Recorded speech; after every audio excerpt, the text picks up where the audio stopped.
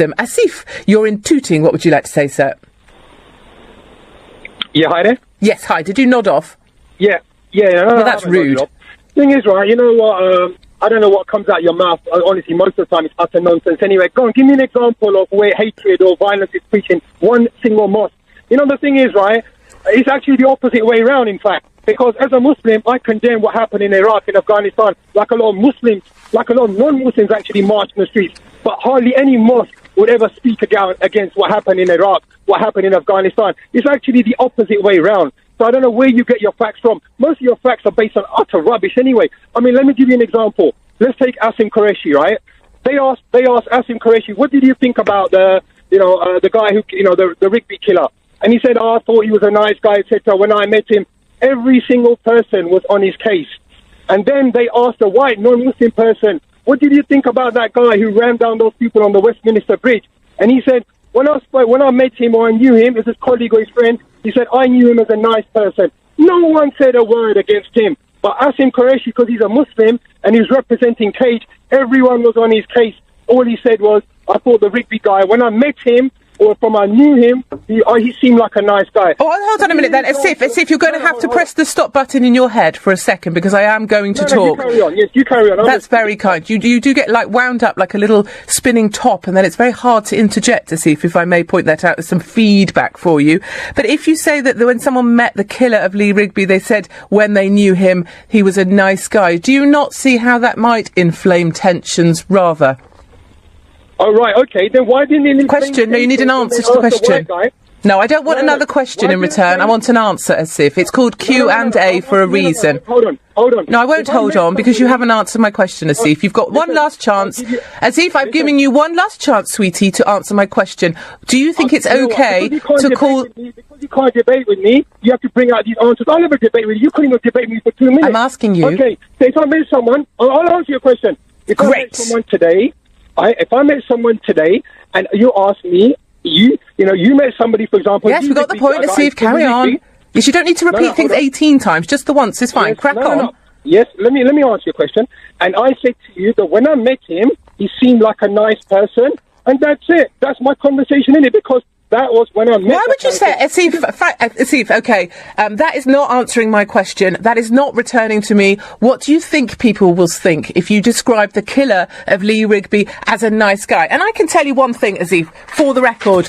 I am sick with hearing he was a nice guy. I am fed up with hearing he was a good guy down at the mosque. He kept himself to himself. I am fed up with people like you, Asif, telling me, well, he was a promising footballer. He was a straight-A student. He was really good at GCSEs. He was a really good whatever. I don't care. I do not judge you by what you were like down at the mosque, by what your mum thinks about you, by the fact that your aunt is surprised at what's happened. I judge people on their actions. And if you kill Lee Rigby, you are not a nice guy. If you slaughter people on Westminster Bridge, you were never a good man. And I don't care if as a mother you never realised your son was capable of that, because that frankly just means that you are a bad mother. And I don't care if your son was inspired and hoping to be a footballer, because frankly I don't give a monkey's how he could kick a ball around a playing field. I care about his actions, and the actions of terrorists are those of terror, and they will never be a nice guy. So Asif, if you want to come back on this show again, you better get some arguments sorted out. Stop repeating yourself and stop telling me the killer of Lee Rigby might have been a nice guy, because I'm not going to hear it. So on Friday's show, apparently I was guilty of premature evaluation. I hear they have a pill for that now. And is prepared to testify that as a candidate, Donald Trump directed him to make contact with the Russians. Yeah! Here's what happened. ABC News reporter Brian Ross released a story claiming that when Trump was a candidate, he told Michael Flynn to contact the Russians. Ross later corrected himself, saying it was actually when Trump was president-elect. Now, Brian has been suspended for a month. And, Sonny, you have a statement from ABC News. Let's hear that. Yes. ABC News says, we deeply regret and apologize for the serious error we made yesterday. The reporting conveyed by Brian Ross during the special report had not been fully vetted through our editorial standards process. As a result of our continued reporting over the next several hours, ultimately we determined the information was wrong, and we corrected the mistake on air and online. Immediately, Brian Ross will be suspended for 4 weeks without pay.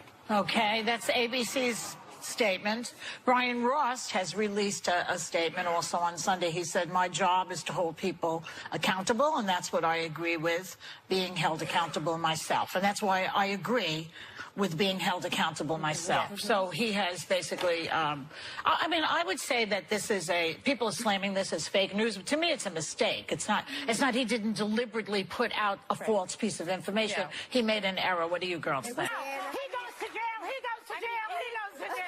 Lock him up. Lock him up. Significant error, though, and I think journalists have to be, given the climate, very, very careful with their reporting. It's not important to be first. It's right. Or first, rather. It's important to be right, and he was wrong, and he's paying the price for that. Candidate Donald Trump directed him to make contact with the Russians. Yeah.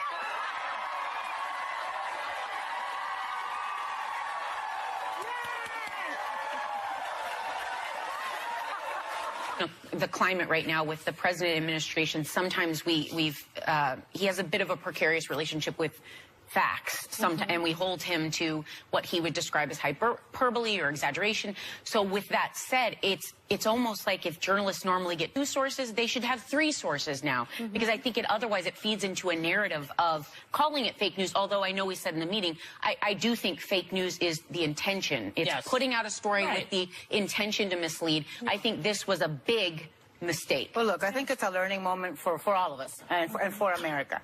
We've got to have patience, and we've got to treat this issue with great seriousness. We've got to treat this issue with great seriousness. We've got to treat this issue with great seriousness.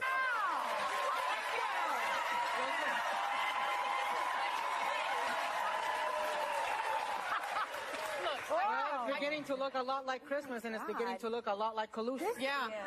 It's a serious issue. It's about national security. It's about the integrity of our democracy and elections. We've got to be serious about it. We've got to be deliberate about it. As far as Brian Ross and what happened here, you know, he clearly made a mistake. He's paying the consequences for that mistake. Yeah. And I think it's a good standard. Now, it's the same standard I'd like to hold the President of the United States to. Good luck. I think that, you know, Brian Ross was not trying to lie. Yeah. He made a mistake. Yeah. Grave consequences, grave mistake, paying the consequences. I have a lot of things to say about this. When it happened in real time, I think everyone who was watching the show could see my discomfort at the room erupting like the Dodgers had just won the World Series.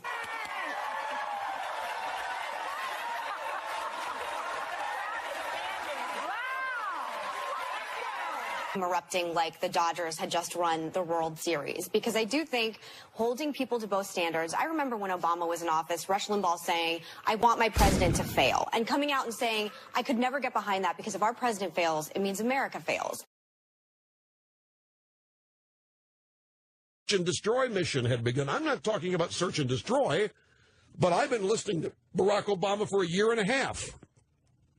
I know what his politics are. I know what his plans are, as he has stated them. I don't want them to succeed. If I wanted Obama to succeed, I'd be happy the Republicans have laid down. And I would be encouraging Republicans to lay down and support him. I don't want, look, what he's talking about is the absorption of as much of the private sector by the U.S. government as possible. From the banking business, to the mortgage industry, to the automobile business, to the healthcare. I do not want the government in charge of all of these things. Remember when Obama was in office, Rush Limbaugh saying, I want my president to fail. There's no need to be cheering and celebrating, to each their own, whatever. I will say on the fake news note of this, I went to a Christmas party over the weekend.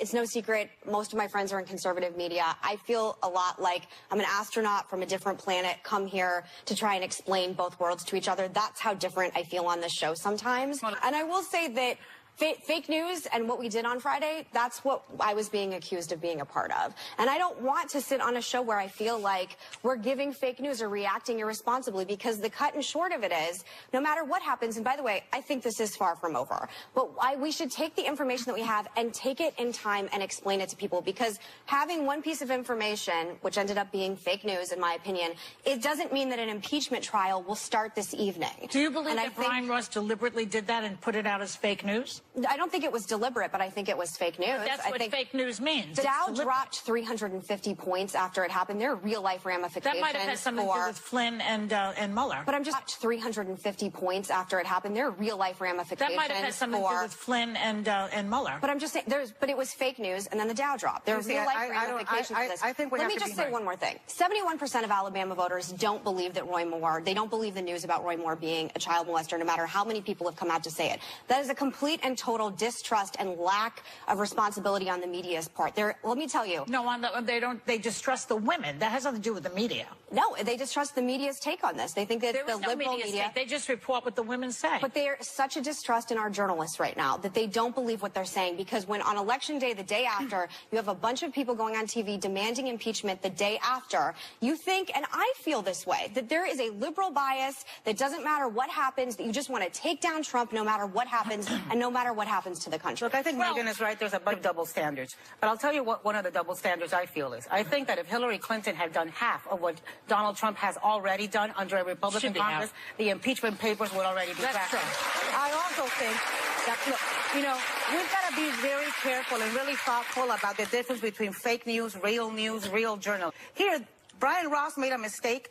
The network took action. He's accepted the action. Everybody's apologized. Everybody's apologized, and everybody's admitting it's a mistake because there was no intent. Fake news is a catchphrase that Donald Trump is trying to use, I think, against real news. That's inconvenient for him. I agree. And we got to be really careful. Yeah. You go after every shiny ball with one source. Again, I think the media the majority of mainstream media is so hell-bent on taking Trump down. And again, if he has done something that he should be taken down and impeached, it will come out. I have faith that nothing stays a secret, especially in D.C. too long. But stop taking the bait and jumping, because trust me, President Trump was tweeting about this, that it was fake news. It gives ammo to whatever you think isn't real or is fake. But a mistake is a mistake. But I mean, the guy made a mistake. And they've already admitted it. So what else can you do about it? Testify that as a candidate, Donald Trump directed him to make contact with the Russians. Yeah. And I will say that Fox News exists because so many people feel like they are never allowed to have any conservative beliefs spoken on television on any other network. I'm not saying it's necessarily right, but I'm saying Fox News is #1 in cable for a reason, and there's a lot of people that watch it. Polarized. I'm not so sure I want him to succeed at destroying the environment, playing chicken with Kim Jong-un. I'm not so I don't want him to succeed at a lot of things. As you say, we want our president to succeed. No, I don't. Well, I didn't expect you not to admit that. I don't. Well, do you? He gets out of the Paris Accords. He antagonizes everybody all over the world. The things that I thought Obama did wrong and the ramifications that I think my future grandchildren will feel, I still, at the end of the day, I love America. I'm a true patriot. I want Trump to succeed. I want Obama to succeed. I want America to continue I love America. It's him I can't stand. We'll be right back with more. The present-day president there is collusion proven here. So it's not that it's a happy day. It's we need to figure out what went down here. Like that, I can't find myself cheering either. Oh, no, it's a happy day. Come on. Well, come on. I am more concerned. He is going to be taken down for what he did.